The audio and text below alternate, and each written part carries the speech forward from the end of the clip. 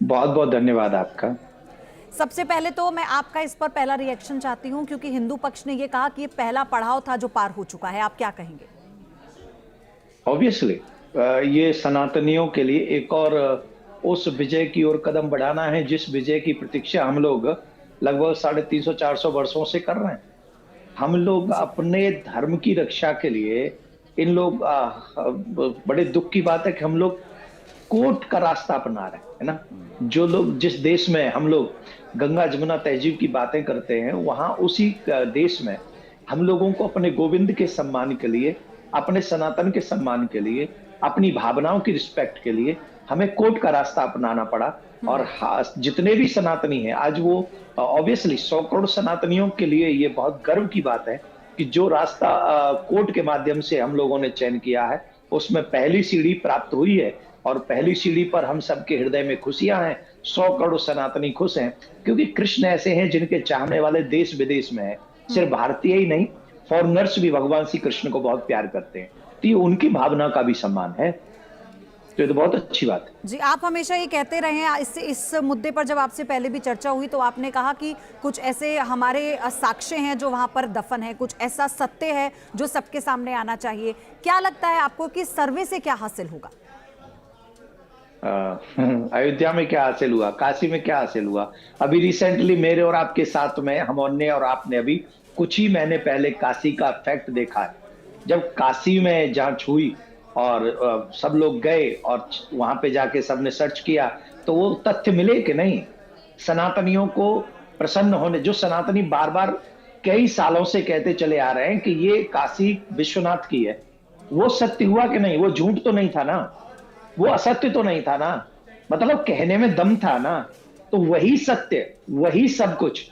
मैं आज पूर्ण कॉन्फिडेंस के साथ ये कह सकता हूं कि वही सारा सत्य हमें भगवान श्री कृष्ण की जन्मभूमि में उस ईदगाह में देखने को मिलेगा। मुझे तो ये भी बताया गया है कि उनको मिटाने का भी प्रयास लोग कर रहे हैं, पर वो मिटा भी नहीं सकते, इतने तथ्य मौजूद हैं।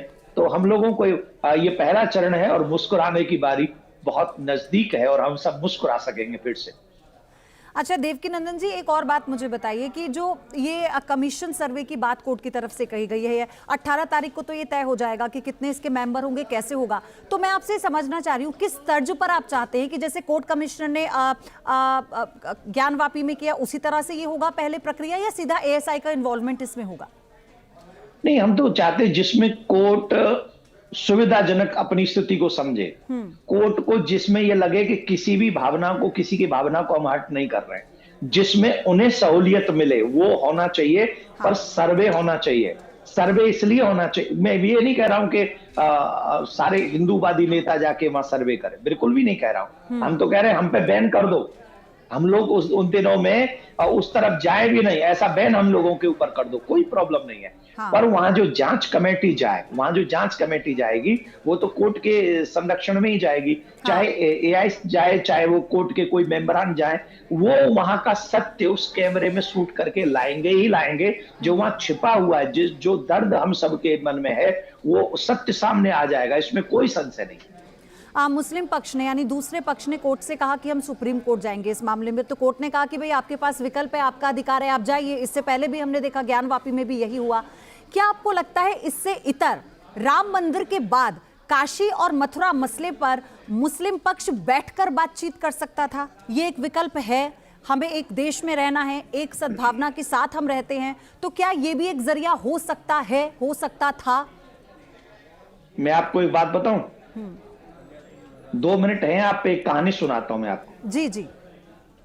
दो भाई थे, किसान भाई थे, और दो भाई थे, किसान भाई थे, और वो किसान भाई लोग साथ में रहने लगे। शादी हुई तो बंटवारा हुआ। बंटवारा हुआ तो क्या हुआ कि एक कंबल था उन दोनों भाइयों पे और एक भैंस थी। एक भैंस थी तो बड़ा भाई बड़ा माइंडेड था, मतलब बड़ा भाई, मैं यहाँ पे आप उल्टा कर लो, छोटा भाई बड़ा इंटेलिजेंट था। हाँ। बड़े भाई को सीधी सीधी बात मानता था वो ठीक है। तो छोटे भाई ने कहा देखो भाई एक कंबल है। बोले हाँ। तो बोले दिन में तो तुम्हारा, मतलब दिन में कंबल बड़े भाई का और रात में कंबल मेरा। बोले ठीक है। बड़े भाई ने कहा ओके। अब फिर आई भैंस की बांटने की बारी। तो जब भैंस की बांटने की बारी आई तो उसने, छोटे भाई ने कहा कि आगे आगे से भैंस तुम्हारी और पीछे पीछे से भैंस हमारी। इसका मतलब है कि रात में ठंड पड़ेगी तो कंबल मेरा, और जब दूध काटने की बारी आएगी तो भैंस मेरी। यही हाल हमारे मुसलमान भाइयों का है, जो 75 सालों से सरकारों से जो मजे लेते आ रहे हैं ये लोग जी। माइनॉरिटी के नाम पे, हर चीज के नाम पे, वो तो भाईचारा है, वो भाईचारा है। लेकिन जब आप मथुरा की बात करोगे तो भाईचारा नहीं है, जब आप अयोध्या की बात करोगे तो भाईचारा नहीं है। फिर तो जिसकी लाठी उसकी भैंस तो नहीं चलेगा ना इस देश में। मथुरा में हमारे कृष्ण रहते हैं आज भी, इससे कोई जुटला नहीं सकता। अच्छा, तो उनका कोई देवकीनंदन जी, फिर डर क्यों रहा है दूसरा पक्ष? किस बात का डर है? साक्ष्य मिल जाएंगे इस बात का डर है? ज्ञानवापी में भी यही हुआ, और फिर जो राम मंदिर के मामले में हुआ, क्या लगता है आपको? देखो, उनको दूध चाहिए, भैंस को न्यार नहीं खिलाना उन्हें। वो भाईचारा तो अपने फायदे के लिए चाहते हैं, बाकी का तो उनका टारगेट कुछ और है। पर हम इस बात पे नहीं जाएंगे। हम ये कहेंगे, चोर हमेशा डरता है, वो कभी बैठ के बात नहीं करना चाहता। वो कहता है भैया जो मैं कह रहा हूं वही सही है, तो उनके मन में कोई चोर होगा। आपको ये लगता है कि दूसरा जो पक्ष है वो बार बार याचिका लगाकर इस मामले को भी अटकाने, भटकाने, लटकाने की कोशिश करता है, टाल रहा है? वो चाहता है कि जितनी देर इनके भगवान का, इनके धर्म का, इनकी भावनाओं का अपमान हो सके उतनी देर करो। जानते तो वो भी है भीतर से, जब कोर्ट में चीज चल रही है तो वो जीतेंगे नहीं, क्योंकि सारे जो साक्ष्य हैं वो तो हमारे पक्ष में। भाई, मेरे राम जी अयोध्या है, मेरे पास साक्ष्य है। काशी में भोलेनाथ रहते ही मेरे पास साक्ष्य है। मथुरा में कृष्ण हैं, आए थे, अभी है, ये हमारे पास साक्ष्य है। फिर उनका तो कोई साक्ष्य ही नहीं। उनकी कुरान में कोई सबूत हो तो बता दे, वो हमें नहीं है। तो जब नहीं है और फिर भी लड़ना है तो मतलब 100 करोड़ लोगों को एक तरफ तुम बोलते हो भाई है, और दूसरी तरफ तुम उनकी भावना के साथ खिलवाड़ कर रहे हो, तो ये सब नहीं चलेगा। और वो लेट करने का विषय है मेरे प्यारे, पर लेट करेंगे तो कितना करेंगे? सुप्रीम कोर्ट भी तो निर्णय का, लेकिन देवकीनंदन जी, ये तो कहा गया है कि देर से मिला न्याय भी अन्याय के बराबर होता है। आपको ऐसा लगता है कि जितना वक्त राम मंदिर के लिए लग गया था, आपको लगता है कि उतना वक्त क्या कृष्ण की जन्मभूमि में भी लग जाएगा? नहीं लगेगा, मैं आपको विश्वास से कहता हूं, नहीं लगेगा। आज मैं वृंदावन में बैठा हूं, जहां से मैं आपसे बात कर रहा हूं, और मैं खुद नहीं बोल रहा हूं, मुझे कहीं ना कहीं ठाकुर जी प्रेरणा दे रहे हैं। मैं आपको सच बोल रहा हूं, जितनी लड़ाई राम मंदिर के लिए लड़ी है उतनी लड़ाई हमें कृष्ण मंदिर के लिए नहीं लड़नी पड़ेगी। उसके पीछे रीजन भी है, वो तथ्य भी है, और सब चीजें भी है। और एक सबसे प्लस पॉइंट पता है क्या है? प्लस पॉइंट यह है कि आज सनातनी उतना सोया हुआ नहीं है जितना उस समय सोया हुआ है।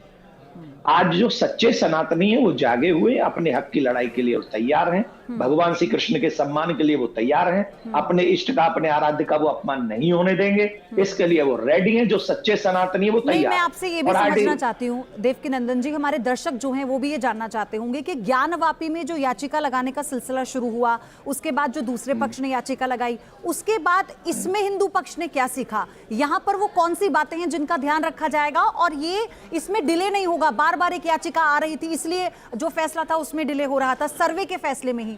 तो यहाँ पर क्या सीखा हिंदू पक्ष ने, जिससे हमें लगता है कि जल्द से जल्द इस मामले को आगे बढ़ाया जाएगा? आप पे एक बात बताइए, अभी जो जांच के ऑर्डर आए हाई कोर्ट के, इतनी जल्दी किसी पे भी नहीं आए थे जितनी जल्दी अभी हाई कोर्ट से आ गए। हाँ। और इसके आगे अगर ये सुप्रीम कोर्ट जाएंगे तो सुप्रीम कोर्ट से भी हम लोग तो एक ही बात कह रहे हैं, आप पूरी न्याय प्रणाली कंप्लीट करिए, पर डे बाय डे इसकी सुनवाई करिए। हम तो एक ही बात चाहते हैं, इसको डिले मत करिए, डे बाय डे इसकी सुनवाई करिए। अगर हम गलत तथ्य पेश कर रहे हैं तो हमें कहिए ना आप गलत हो, अगर वो गलत तथ्य पेश कर रहे हैं तो वो गलत, लेकिन उसे ज्यादा लंबा मत खींचिए। वो आप वाली बात जो आपने अभी अभी कही थोड़ी देर पहले, देर से मिला हुआ न्याय भी अन्याय है, और वो अन्याय हम नहीं चाहते। दूसरा पक्ष सुप्रीम कोर्ट जाता है और इस प्रक्रिया में और डिले हो जाता है, तो फिर वही होगा जैसे ज्ञानवापी में हुआ। नहीं, लेकिन सुप्रीम कोर्ट से भी हम कहेंगे न्याय डे बाय डे सुनवाई करके हमें न्याय दिया जाए, जल्दी दिया जाए।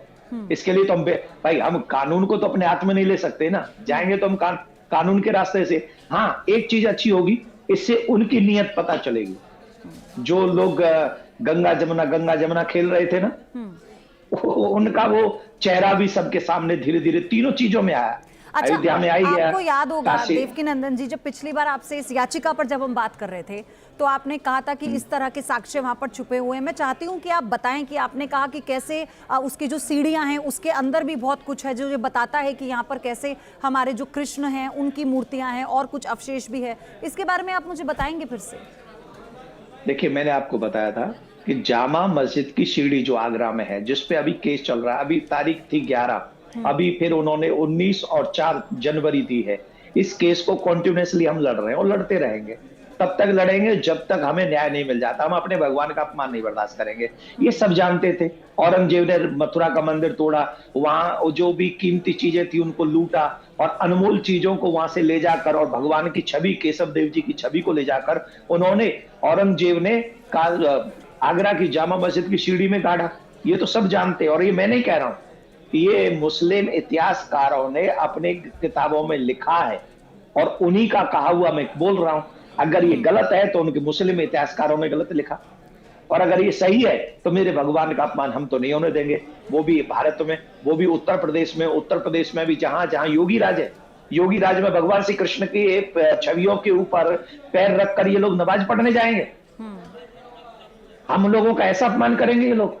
लेकिन आपको भाईचारे की बात करते हैं चैनलों पे बैठ के। आपको याद होगा कि राम मंदिर के बाद मुस्लिम पक्ष ने यह भी कहा कि चलिए एक चीज से तो हमने संतोष कर लिया, लेकिन आगे ऐसा नहीं होगा। क्या नहीं होगा? हम और किसी चीज में अब कॉम्प्रोमाइज नहीं करेंगे। उसमें भी कहां कॉम्प्रोमाइज किया? उन्होंने गिफ्ट दिया है क्या? कौन होते वो कॉम्प्रोमाइज करने वाले? वो कौन है? कोर्ट के माध्यम से वो चीजें मिली है ना। उन्होंने कोई दान थोड़ी दिया है। उन्होंने हमें कोई दान थोड़ी दिया है, सहयोग थोड़ी किया है। काय बात का वो कॉम्प्रोमाइज करेंगे? लड़ेंगे क्या? वो मार डालेंगे क्या हम लोगों को? ठीक। कोर्ट भी अगर ऑर्डर देगा तो वो मार देंगे क्या हम सबको? या अच्छा, भारत में हमको रहने नहीं देंगे? सिर्फ 10 सेकंड में आखिरी सवाल देवकीनंदन जी, 10 सेकंड में आपको लगता है कि बातचीत के जरिए समाधान है? बिल्कुल भी नहीं। जब कौरव और पांडवों की बात हुई थी, भगवान श्री कृष्ण शांति दूत बनकर गए थे और दुर्योधन ने कह दिया था कि हम नहीं मानेंगे, और हमको ऐसा लगता है कि ये लोग भी मानने वाले नहीं है। कोर्ट से ही हमें आशा है, न्याय व्यवस्था बनाई गई है, इसलिए इस देश में अदालत है, कानून है और उस कानून का सम्मान सब करते हैं। बहुत बहुत धन्यवाद आपका। और वही कानून